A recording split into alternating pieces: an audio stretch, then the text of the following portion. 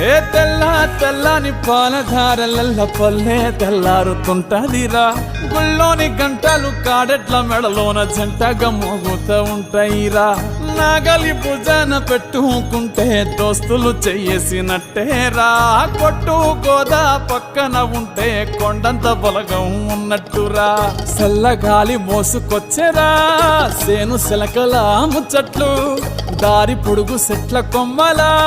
రాలుతున్న పూల సప్పట్లు గట్టి మోపులు కాల్వ కట్టులు చెమట సుక్కల్లో తడిసిన ఈ మట్టి గంధాల ఊరు పల్లెటూరు దీని తీరే అమ్మ తీరు రంగులోన కాసి పెట్టి కొడుకుకిచ్చే